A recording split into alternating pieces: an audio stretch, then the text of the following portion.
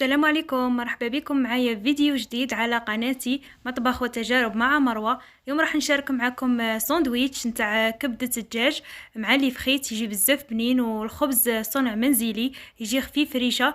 راح نكتشفوه مع بعض. ما تنساوش باش تصلوا وتسلموا على رسول الله. تابعوا معايا المقادير. راح نبداو بالعجينة. عندي كأس إلا ربع من الحليب، هنا الحليب يكون دافي، مع ملعقة كبيرة من خميرة الخبز وملعقة كبيرة من السكر، ونخلط كامل المكونات مع بعض باش يذوب لينا السكر وتتفاعل الخميرة. ومن بعد راح نضيف عليه ربع كاس من الزيت، ومن بعد نخلطه. لازم نخلطه في هذه المرحلة. وكما لاحظتوا الخبز هذا ما فيش كامل البيض، يجي خفيف ويجي مهوي، يجي خير من تاع المحلات. على بالي كي تجربوه راح تكتشفوا واش راني نقول لكم. ومن بعد راح نضيف نصف ملعقة صغيرة من الملح، ونبدا نضيف في الفرينة تدريجيا. ضفت في الاول كاس وراح نخلط ونشوف، وراح نعطيكم شحال جاتني من فرينة. زدت الكاس الثاني، وحاولوا تخلطوها ما تعجنوش. دايما الفرينة ما نعجنوهاش، كما تعرفوا الفرينة بالخف تطلق العلك نتاعها.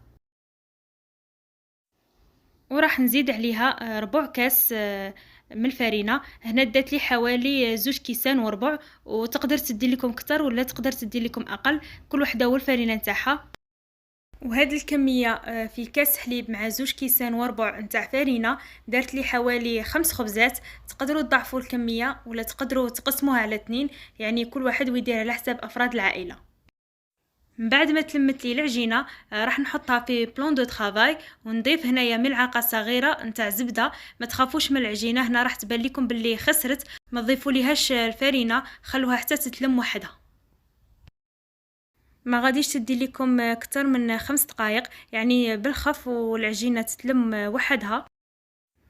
شوفوا كيفاش العجينه ولات بعد ما دلكناها. راح نخليها تخمر ونغطيها بابي فيلم ونخليها في مكان دافئ هكا باش بالخف تخمر لينا.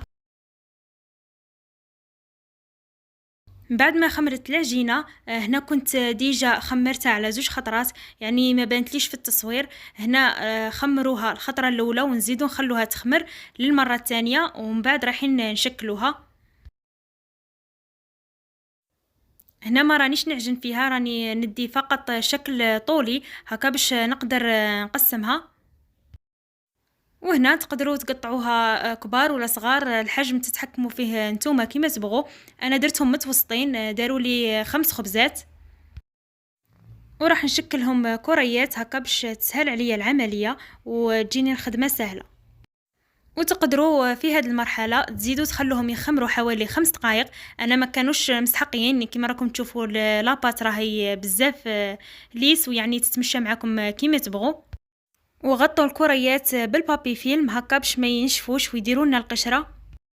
ومن بعد راح نفتحوها بشكل طولي ونحاولوا نلفوا العجينه ونزيدوا نغلقوها مليح. حاولوا كي تغلقوها لازم تزيروا هكا باش ما تفتحش كي تكون طيب. وهذه الطريقه اللي نفتحوا بها العجينه بالحلال جاتني بزاف خفيفه، يعني لاباط نتاعكم تجي هشيشه احسن من اللي نحكموا الكويره ونشكلوها على حربوش. يعني هذه الطريقه سهله ومليحه، يعني راح يجي الخبز تاعكم خفيف. رايحين يجوكم رقاق في الاول، ولكن رايحين يخمروا ويزيدوا يطيبوا، راح يتضاعف الحجم نتاعهم. ونخليهم يخمروا حوالي 10 دقائق.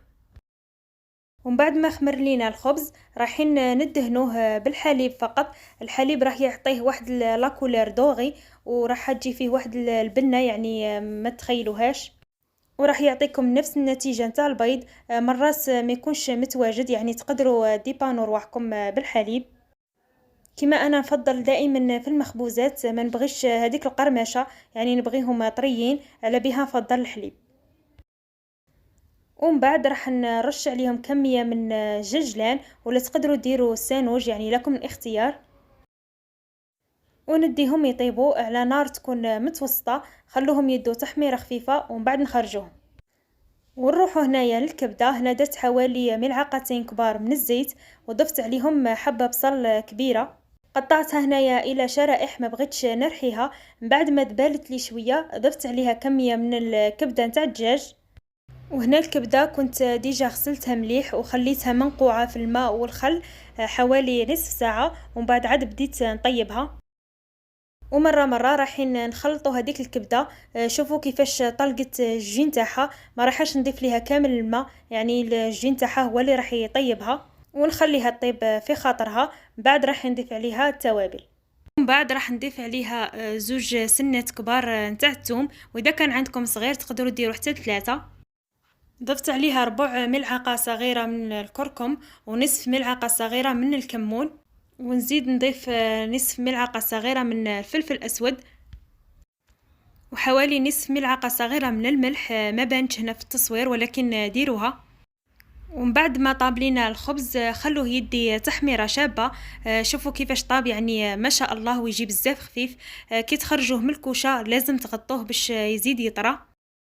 ورايحين نعمروا الخبز تاعنا. هنا كنت ديجا حضرت المايونيز، راح نخليها لكم ان شاء الله في فيديو وحده، المايونيز بالبيض وبلا بيض، هكا باش كي تجوا تحوسوا تلقوها وحدها في فيديو وحده. وراح نضيف لي فريت مع الكبده. هنا لي فريت قطعوها وقلوها عادي، يعني البطاطا ما كاش ما يعرفش يقليها. وضفتها مع الكبده، يعني خليتها تزيد تتشرب شويه وشويه من المعدنوس، يعني ماهوش ضروري، ولكن راح يزيد لكم البنه اذا كان متوفر. وتقدروا تضيفوا معاها سلطه، يعني لكم الاختيار. انا فضلت نخليها وحدها، ديروا كيما تبغوا، يعني انا مديت لكم لا باز وانتم تقدروا تنوعوا كيما تبغوا. وهذه هي النتيجة النهائية. جا بزاف بنين، والخبز جا خفيف ريشة، يعني أخف من هذا الخبز مكانش. على بالي راح تجربوه وراح يعجبكم. وتقدروا تغيروا في الحشو، يعني تقدروا ديروا دجاج ولا لحم، يعني لكم الاختيار، ماشي شرط كبدة نتاع دجاج. وصلنا لنهاية الفيديو. إذا عجبتكم الوصفة ما تنسوش باش تشتركوا في القناة وتفعلوا زر الجرس باش يوصلكم كل ما هو جديد. دمتم في رعاية الله وحفظه. سلام.